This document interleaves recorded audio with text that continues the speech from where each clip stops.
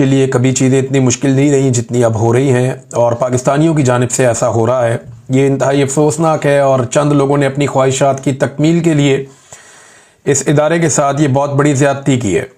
वजह यह है कि मिलिट्री इस्टेब्लिशमेंट के लोगों ने अपने ज़ाती मफादात के लिए या अपने फ़ायदों के लिए या अपने मनपसंद सियासतदानों को या अपने दोस्तों को नवाजने के लिए पाकिस्तानी अवाम के साथ वो कुछ कर दिया कि जिसके बाद पाकिस्तानी अवाम जो है वो अब एक नफ़रत के अंदर घिर चुकी, और खैबर पख्तूनख्वा से तालिबान और फ़ौज को निकालने की तैयारियां हो रही हैं।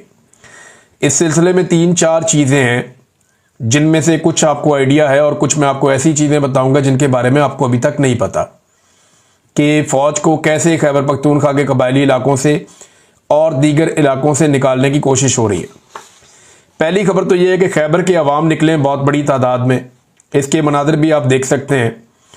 इन लोगों ने कुरान पाक अपने साथ लिया, अपने सर पे कुरान पाक उठाए और बहुत बड़ी तादाद में खैबर के अवाम निहत्ते, और जो तादाद बताई जा रही है 8 से 10 हज़ार लोग हैं। 8 से 10 हज़ार लोग अगर एक सिमत में चलें तो एक सैलाब ही अवाम का होता है जो जा रहा होता है। तो ये लोग पैदल चल पड़े और उन इलाकों की तरफ गए जहाँ पे तालिबान के ठिकाने हैं। खैबर के उन इलाकों में जहाँ पे तालिबान के ठिकाने हैं वहाँ पे ये लोग गए। कुरान पाक इन्होंने सरों पे उठाए हुए थे और वहाँ जाकर उन ठिकानों के सामने ये लोग बैठ गए और अपने नुमाइंदों के ज़रिए से इन्होंने तालिबान से मुतालबा किया कि आप हमारे इलाके छोड़ें और यहाँ से चले जाएं, हम नहीं चाहते कि आप यहाँ पे रहें। तो उन्होंने 5 अगस्त तक का टाइम मांगा है। 5 अगस्त तक का टाइम, इसका मतलब है 1 हफ्ते का उन्होंने टाइम मांगा है मकामी लोगों से कि 1 हफ्ते में हम यहाँ से चले जाएंगे। और मकामी लोगों ने ये भी बताया तालिबान को, और उन्होंने ये अनाउंस किया कि जिस तरह अभी हम जाकर बैठे हैं तालिबान के ठिकानों के सामने और हमने उन्हें जाकर कहा कि हमारा इलाका छोड़कर चले जाओ, हम नहीं चाहते कि आप यहाँ पे रहें। उसकी वजह से बदअमनी पैदा होती है और फिर सिक्योरिटी फोर्सेस भी इसी बहाने यहाँ पे मौजूद रहती हैं। अब मकामी लोग ये कह रहे हैं कि इसी तरह जैसे ही तालिबान ये इलाका छोड़ेंगे हम ऐसे ही बड़ी तादाद में इकट्ठे होंगे और जाकर फौज के जो ठिकाने हैं वहां पे बैठ जाएंगे और उन्हें कहेंगे जी कि आप भी ये इलाका छोड़ें और यहां से निकलकर वापस चले जाएं अपनी बैरकों में या बॉर्डर्स के ऊपर। ये शहरी इलाके सारे के सारे आप खाली कर दें। अच्छा, फौज ने किस कानून के तहत इन इलाकों पे अपना कंट्रोल किया, तो ये मैं अब आपको बताने वाला हूं और ये बहुत इंपॉर्टेंट है। इसे जरा आप गौर से सुनिएगा, आपको समझ आ जाएगी। खैबर पख्तूनख्वा में एक लॉ है, इसे आप गूगल करके भी देख सकते हैं। इस कानून को कहते हैं actions in aid for civil power. ये 2011 में इसको रेगुलेट किया गया था। उस वक्त आसिफ अली जरदारी की हुकूमत थी और आसिफ अली जरदारी साहब ने खैबर पख्तूनख्वा के इलाके जो फाटा और पाटा हैं उनमें क़याम अमन के लिए एक मखसूस कानून पास किया था जिसे actions in aid of civil power कहते हैं। ये कानून नाफिज होने के बाद फौज को बहुत सारे इख्तियारात मिल गए थे इन इलाकों में, यानी लोगों को अगवा कर सकते थे, गिरफ्तार कर सकते थे, इन्वेस्टिगेशंस कर सकते थे, हिरासत में रख सकते थे और वहां पे ऑपरेशंस वगैरह मुख्तलिफ जगहों पे ये अपने आर्जी या मुस्तकिल ठिकाने बना सकते थे। तो फौज को बहुत सारे इख्तियारात इस कानून के तहत मिल गए थे। बाद में जब पाकिस्तान तहरीक इंसाफ की हुकूमत आई 2018 में और फाटा मर्ज हो गया, फाटा जब मर्ज हो गया खैबर पख्तूनख्वा का हिस्सा बन गया, तो फिर शाह फरमान साहब ने एक नोटिफिकेशन जारी किया था और इमरान खान साहब इसके पीछे थे नोटिफिकेशन के, यानी इमरान खान साहब की मर्जी से ये नोटिफिकेशन जारी हुआ था। और इस नोटिफिकेशन के जरिए से जो गवर्नर का नोटिफिकेशन था उसके जरिए से फौज को पूरे सूबे में यही इख्तियार दे दिया गया, actions in aid of civil power. लेकिन पाकिस्तान तहरीक इंसाफ भी माजी में गलतियां करती रही है। यह मामला अदालत के अंदर चैलेंज हो गया था। ह्यूमन राइट्स वालों ने, पॉलिटिकल पार्टियों ने जाके चैलेंज कर दिया कि यह बड़ी ज्यादती है, फौज को वो इख्तियारात दे दिए गए हैं खैबर पख्तूनख्वा के पूरे सूबे में जो पहले कबायली इलाकों में उनके पास थे 2011 में, और अब पूरे सूबे में उनको वो इख्तियारात दे दिए गए हैं। तो ये इंसानी हकूक की खिलाफ वर्जियां हो रही हैं, ये जुल्म है, मावराए अदालत चीजें हो रही हैं, ये नहीं होनी चाहिए। इससे दहशतगर्दी में और बेचैनी में इजाफा होगा। पेशावर हाई कोर्ट ने जो फैसला दिया, वो फैसला पेशावर हाई कोर्ट ने यह दिया कि ये फौरी तौर पे actions in aid of civil power, इसके तहत फौज को जो भी इख्तियारात दिए गए हैं खैबर पख्तूनख्वा में उन्हें खत्म कर दिया जाए, क्योंकि ये इंसानी हकूक के खिलाफ है। मैं आपको सादा सादा समरी बता रहा हूं। अदालत ने इसे खत्म कर दिया, लेकिन एडवोकेट जनरल जो था खैबर पख्तूनख्वा का, यानी खैबर पख्तूनख्वा की हुकूमत का जो वकील था, उसने जाके अदालत से स्टे ले लिया। अभी भी ये केस अदालत के अंदर जो स्टे हुआ है, ये खैबर पख्तूनख्वा की हुकूमत के वकील ने स्टे किया हुआ है। खैबर पख्तूनख्वा की हुकूमत यानी अली अमीन गंडापुर अभी अपने एडवोकेट जनरल को जाकर ये कहें या बुलवाकर ये कहें कि आप अपना स्टे वापस उठा लें, तो फौरी तौर पे अदालती फैसला मौजूद है, जिस फैसले की मौजूदगी में फौज के ये इख्तियारात जो उन्हें इजाफी मिले हैं, चाहे वो कबायली इलाकों में है, चाहे वो पूरे खैबर पख्तूनख्वा में है, वो इख्तियारात खत्म हो जाते हैं। यानी यहां पे फिर फौज जो है वो मुख्तलिफ लोगों के मकानों पे, इलाकों पे कब्जा नहीं कर सकती। वहां पे फौज जो है वो इस तरीके से ऑपरेट नहीं कर सकती जैसे वो इस कानून की मौजूदगी में करती है। तो बहुत सारी चीजें जो है उनका लीगल कवर एक खत्म हो जाता है जो इस वक्त तक मौजूद है। लिहाजा पाकिस्तान तहरीक इंसाफ ने ही ये ताकत दी थी फौज को कि पूरे सूबे के अंदर जैसे चाहे वो ऑपरेट करे। जरदारी साहब ने ये फाटा और पाटा की हद तक दिया था जब ऑपरेशन हो रहे थे 2011 में, लेकिन बाद में पाकिस्तान तहरीक इंसाफ ने पूरे सूबे के अंदर ये दे दिया था, और पाकिस्तान तहरीक इंसाफ के ही एडवोकेट जनरल ने इस मामले पे एक स्टे लिया हुआ है अदालती ऑर्डर के खिलाफ। अगर वो स्टे वापस उठा लें तो ये कानूनी जवाब मिलिट्री एस्टेब्लिशमेंट या फौज के पास खत्म हो जाएगा कि वो खैबर पख्तूनख्वा में जिस तरह अभी ऑपरेट कर रही है इसी तरह ऑपरेट करती रहे। इसी हवाले से एक और बड़ी डेवलपमेंट है। एक तो मकामी लोग ये चाहते हैं खैबर पख्तूनख्वा के फौज अपनी छावनियां खत्म करे जो इजाफी जो आबादियों के अंदर बन गई हैं, जो बॉर्डर्स के अलावा वो आ गए हैं मुख्तलिफ इलाकों में। तो मकामी लोग ये चाहते हैं कि वो मामला अब खत्म हो और चीजें नॉर्मलाइज हों। अब इसके अलावा जो है पाकिस्तान तहरीक इंसाफ की जानिब से भी एक बड़ा सख्त पैगाम आया है।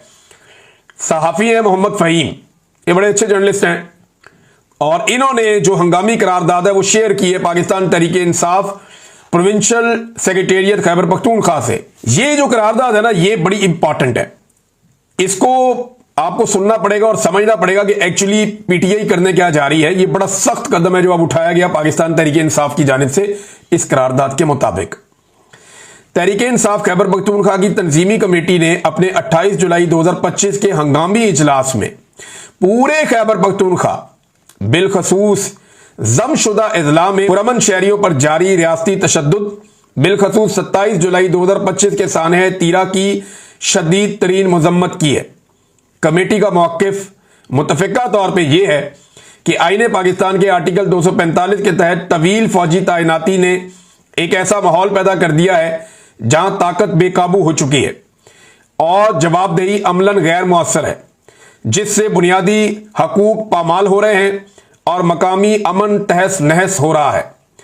कमेटी वफाकी हुकूमत से पुरजोर मुतालबा करती है कि 15 दिन के अंदर आर्टिकल 245 के तमाम नोटिफिकेशंस मनसूख करके जमशुदा इजला से फौजी दस्तों के इनखला का बाकायदा ऐलान करे। इस मकसद के लिए खैबर पख्तूनख्वा असेंबली में मौजूद पाकिस्तान तहरीक इंसाफ के तमाम अरकान को हदायत की जाती है कि वो इसी मुतालबे पर मबनी करारदाद फौरन ऐवान में पेश करें और इसकी मंजूरी के लिए दीगर जमातों की हमायत को यकीनी बनाएं। समझ आ रही है आपको? पीटीआई ने बड़ा कैटेगोरिकली और क्लियरली ये मुतालबा कर दिया है कि जितने भी खैबर पख्तूनख्वा के इलाके हैं वहां से फौजी दस्तों का इनखला बाकायदा ऐलान करके किया जाए और 15 दिन के अंदर अंदर आर्टिकल 245 के तमाम नोटिफिकेशन जिनके तहत फौज को बुलवाया जाता है वो मनसूख किए जाएं। सूबाई हुकूमत को उन्होंने कहा कि इस हवाले से करारदाद पेश की जाए जिसको मंजूर करवाया जाए ताकि एक सूबाई हुकूमत का या अवामी तौर पर इसके ऊपर एक ठप्पा भी लग जाए। और साथ ही उन्होंने कहा कि तंजीम खैबर पख्तूनख्वा को हदायत जारी करती है कि एडवोकेट जनरल खैबर पख्तूनख्वा को अहकाम दिए जाएं कि वो सुप्रीम कोर्ट में एक फौरी दरख्वास्त दायर करे ताकि 22 दिसंबर 2023 का हुक्म इम्तनाई वापस लिया जा सके। ये वो मामला है पेशावर हाई कोर्ट के फैसले के खिलाफ जो एडवोकेट जनरल चला गया था खैबर पख्तूनख्वा का 22 दिसंबर 2023 को एक हुक्म इम्तनाई ले लिया था तो वो जो पेशावर हाई कोर्ट में गया था वो फैसला वो कह रही थी अब उसका फैसला मुअत्तल किया गया था, लिहाजा वो दरखास्त वापस ले ली जाए, जो आर्टिकल 245 के दायराकार को महदूद करता है। एडवोकेट जनरल पर लाजिम है कि हर 2 हफ्ते बाद पेशरफ्त की तहरीरी रिपोर्ट तंजीमी कमेटी को पेश करें। कमेटी एक आजाद कमीशन के क्याम का भी तकाजा करती है जिसमें रिटायर आला अदालती जज और मुअज़्ज़िज़ सिविल सोसाइटी नुमाइंदगान शामिल हो। यह कमीशन साने तीरा समेत तमाम हालिया वाकयात की गैर जानिबदाराना और शफाफ तहकीकात करे, 30 दिन के अंदर अपनी रिपोर्ट शाया करे, जिम्मेदारान की निशानदेही करे और उनके खिलाफ सख्त तरीन कार्रवाई कानूनी कार्रवाई की सिफारिश करे। साथ ही तंजीम मुतालबा करती है कि न सिर्फ तीरा बल्कि ड्रोन हमलों और हर उस कार्रवाई पर फौरी तौर पर FIR दर्ज की जाए जिसके नतीजे में शहरियों की हलाकतें या जख्मी होने के वाकयात पेश आए हैं, ताकि क्रिमिनल तफ्तीशें मुकम्मल ज़ाब्ता फौजदारी के मुताबिक मंतकी अंजाम तक पहुंचे। बाकी दीगर मुतालबात भी हैं, लेकिन जो असल बात है वो यही है कि खैबर पख्तूनख्वा का एडवोकेट जनरल वो अपनी दरखास्त जो एक स्टे लिया हुआ है वो उठाए और स्टे वापस ले, ताकि फौज के पास जो इजाफी इख्तियारात हैं खैबर पख्तूनख्वा में वो ख़त्म हो। ये बात जो है यहाँ पे पाकिस्तान तहरीक इंसाफ ने भी कह दी, साथ एक करारदाद भी पेश की जाए। साथ ही जो मकामी लोग हैं वो तालिबान को भी जाने का कह रहे हैं, उन्हें जाकर पुरअमन तरीके से कहकर आए हैं और अब वो फौज के पास भी जाएंगे और उन्हें भी कहेंगे कि इलाका खाली करे। तो क्या फौज ये इलाका खाली कर देगी? देखिए यहां पे मादनियात पे कब्जे की लड़ाई है। एक्चुअली आपने गौर किया है कि मुझे बहुत सारे लोगों ने ये बात बताई है कि तालिबान फौज को मारते हैं, फौज तालिबान को मारती है और बाद औक़ात ये दोनों मकामी लोगों को भी मार देते हैं। कोलेटरल डैमेज के अंदर बहुत सारे लोग मकामी शहीद हो जाते हैं, लोग बेघर हो जाते हैं और बेशुमार चीजें होती हैं। लेकिन कभी भी कोई उन ट्रकों को निशाना नहीं बनाता जो यहां से मादनियात लेकर जा रहे होते हैं। मिसाल के तौर पे आज मेरी एक मकामी सियासतदान से बात हो रही थी, उन्होंने बताया कि राजगाल का एक इलाका है जहां दुनिया की बेहतरीन मादनियात मौजूद हैं। यहीं पे कबायली इलाकों में राजगाल का इलाके में दुनिया की बेहतरीन मादनियात मौजूद है। वहां पे मिलिट्री एस्टेब्लिशमेंट ने वादा किया था, वहां पे जो फौजी कमांडेंट मौजूद थे उन्होंने कहा था कि 15 मई तक हम इस इलाके को खाली कर देंगे, लेकिन अभी तक यह वादा पूरा नहीं किया गया। ये जो राजगाल का इलाका है, यहां के जंगल पूरी तरह तबाह कर दिए गए हैं और यहां से कॉपर लगातार निकाली जा रही है। ये एक बहुत बड़ा कॉपर माइन का एक ठेका है और ये बहुत बड़ी कॉपर माइन है। इसका नाम है मोहम्मद खेल कॉपर माइनिंग प्रोजेक्ट। यहां पे बहुत बड़े जखायर हैं कॉपर के और कई किलोमीटरों तक, मीलों तक फैले हुए हैं और यहां से जो कॉपर निकाली जा रही है मुबैना तौर पे बगैर टेंडर के FWO को वजीरिस्तान में कॉपर की लीज दी गई है और वहां से लगातार कॉपर निकाला जा रहा है। इस हवाले से बाद औक़ात सियासतदानों ने आवाजें उठाई, बाद औक़ात ये सवालात पूछे गए और बार बार पूछे गए कि बगैर किसी टेंडर के ये लीज कैसे दी जा सकती है। यहां पे अरबों रुपए का कॉपर मौजूद है और मैं एक सूबाई वजीर से बात कर रहा था, वो कह रहे थे जी हमें तो इसमें कुछ भी नहीं मिलता। यानी FWO यहां से माइनिंग करती है, यहां से कॉपर निकालती है, कुछ चाइनीज को भी शायद इन्वॉल्व किया है, लेकिन इस पूरे इलाके पे कंट्रोल है, एक तरह का कर्फ्यू लगा हुआ है, मकामी लोग यहां पे जा नहीं सकते और हमें यहां पे जाने नहीं दिया जाता। तो यहां से धड़ाधड़ मादनियात निकाली जा रही हैं, लेकिन मकामी लोगों को या अवाम को उसका कोई फायदा नहीं हो रहा। अवाम बेचारे कैंपों में अपने रिश्तेदारों की तरफ या इधर उधर रहने पे मजबूर हैं। वो अपने इलाकों में वापस इसलिए नहीं आ पा रहे कि वहां पे जनाब माइनिंग हो रही है, दरख्तों की कटाई हो रही है और इस तरह की चीजें हो रही हैं। अब ये मकामी लोगों की मलकियत थी, उनकी चीजें थी, तो 2-3 चीजें क्लियर होगी। और ये जो ठेका है, ये ठेका भी कहा जाता है कि पाकिस्तान तहरीक इंसाफ के दौर में दिया गया, और अगर चले पाकिस्तान तहरीक इंसाफ के दौर से या फाटा के मर्ज होने से पहले दिया गया था, तो भी फाटा के मर्ज होने के बाद पाकिस्तान तहरीक इंसाफ को इस पे बात करनी चाहिए थी और हर ठेका टेंडर के जरिए दिया जाना चाहिए।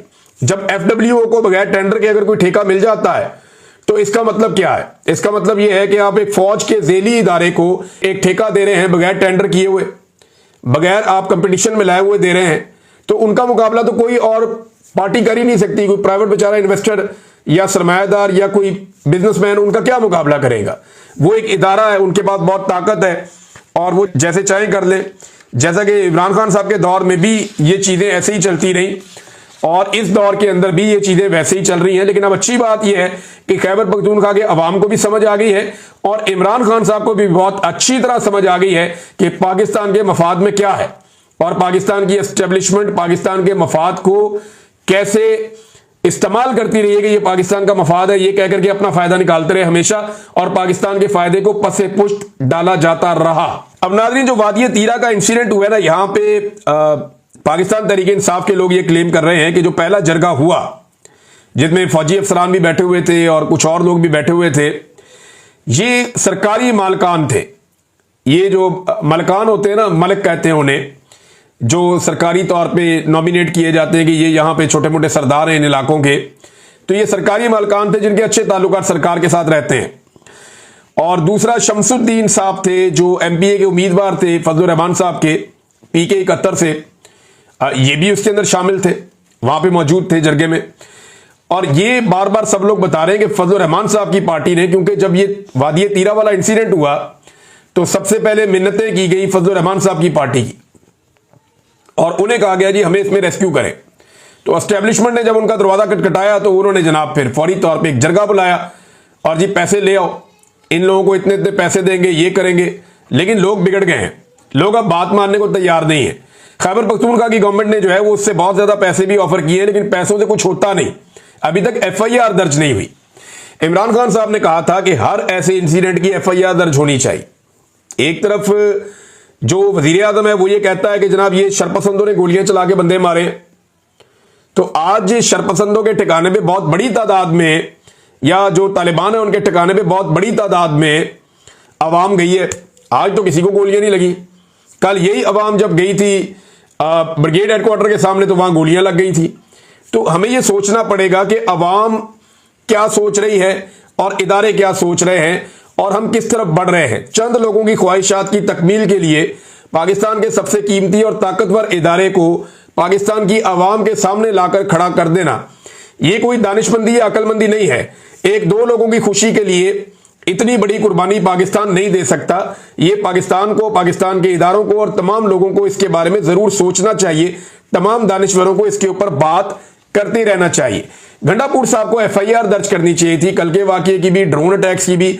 अभी तक किसी भी ड्रोन हमले की एफआईआर दर्ज नहीं कर सकी खैबर पख्तूनख्वा की हुकूमत, जो कि होना चाहिए था। गंडापुर की जो आखिरी एक प्रेस कॉन्फ्रेंस थी या जो मीडिया टॉक थी, उसको देखकर मुझे महसूस हुआ कि गंडापुर को भी शायद जो एक उम्मीद लगी हुई थी एस्टेब्लिशमेंट से कि ये एस्टेब्लिशमेंट कहीं ना कहीं कोई रास्ता निकालेगी, हमें मजीद दीवार के साथ नहीं लगाएगी, इमरान खान भी बाहर आ जाएगा, मुल्क के लिए शायद कोई रास्ता निकाला जाए और सब आगे बढ़ पाए। तो ऐसा लगा कि शायद गंडापुर भी मायूस हो गया। हो सकता है मैं अभी जो बात कर रहा हूं ये गलत हो, या मुझे धोखा हो रहा हो, या मुझे समझ ना आ रही हो, लेकिन जो बाज़ाहिर दिखाई दे रहा है ऐसा लगता है कि गंडापुर भी सिस्टम से मायूस हो गया कि यहां सीधी उंगली से घी नहीं निकलेगा, हमें प्रैक्टिकली कुछ करना पड़ेगा या दबाव बढ़ाना पड़ेगा। तो अब आप दबाव बढ़ता हुआ देख रहे हैं, लेकिन इसमें एफआईआर नहीं है, ना किसी ड्रोन अटैक के ऊपर एफआईआर हुई। यानी ये कहा गया कि ये ड्रोन हमला तो तालिबान ने किया, उनके खिलाफ ही दे दें भाई, ड्रोन हमले की एफआईआर तो दें, क्योंकि एफआईआर होगी तो इन्वेस्टिगेशन भी होगी और ये कोई चाहता नहीं है। अब वादी तीरा का इंसिडेंट हुआ, गोली चली, लोग शहीद हो गए, इसके ऊपर भी एफआईआर नहीं हुई अभी तक। मैंने एक वजीर साहब से पूछा, उनसे मैंने कहा जी मुझे बताएं, सूबाई वजीर हैं, उन्हें मैंने कहा जी आप मुझे बताएं कि क्या कोई एफआईआर अभी तक हुई है। तो उन्होंने मुझे साफ जवाब दिया कि जनाब अभी तक कोई एफआईआर नहीं हुई। और निज़ाम इंसाफ की सूरत हाल नाज़रीन पाकिस्तान में कुछ ऐसे है कि बरियत की दरखास्त दी हुई है इमरान खान साहब की जानिब से, 7 महीने हो गए हैं। ये सहाफ़ी एहतशाम कियानी साहब की खबर है। वो ये कहते हैं कि 7 महीने तक एक भी बाकायदा समाअत ना होने का एक मुनफरिद रिकॉर्ड कायम हो चुका है पाकिस्तान में, जो इससे पहले कभी नहीं हुआ था। इमरान खान और बुशरा बीबी की तोशाखाना 2 केस में बरियत की 22 जनवरी को दायर होने वाली दरखास्त पर आज तक बाकायदा समाअत ही नहीं हो सकी। अंदाजा कीजिए नादरीन, ये पाकिस्तान में इस वक्त कानून है, इंसाफ है, क्योंकि पाकिस्तान की जो सबसे ताकतवर शख्सियत है इमरान खान साहब उनके खिलाफ है, फील्ड मार्शल आसिम मुनीर साहब, और आसिम मुनीर साहब इमरान खान साहब के खिलाफ है। इन दोनों की लड़ाई के अंदर अवाम भी पिस रही है, इदारा भी पिस रहा है। मैं सिंपल अगर आपको करूं तो मामला यह है कि लड़ाई हाफिज सैयद आसिम मुनीर साहब और इमरान खान साहब की है। इमरान खान साहब एस्टेब्लिशमेंट के सामने घुटने टेकना नहीं चाहते, और आसिम मुनीर साहब को ऐसा लगता है खतरा है कि इमरान खान साहब आ गए तो उनके लिए अच्छा नहीं होगा। लिहाजा ये दोनों इस लड़ाई के अंदर अवाम पिस रही है और इदारा भी पिस रहा है। हालांकि ये लड़ाई बनती नहीं है, एक कौमी सतह का लीडर है, पाकिस्तान का साबिक वजीर आजम है और एक सरकारी मुलाजिम है, लड़ाई तो बनती नहीं है। लेकिन फिलहाल एक जिदबाजी के ऊपर मुल्क चल रहा है और इस नफरत के साथ तो एक दुकान नहीं चलती जिस नफरत के साथ इस वक्त मिलिट्री एस्टेब्लिशमेंट इस मुल्क को चलाना चाहती है। तो नाज़रीन, अब तक के लिए इतना ही। अपना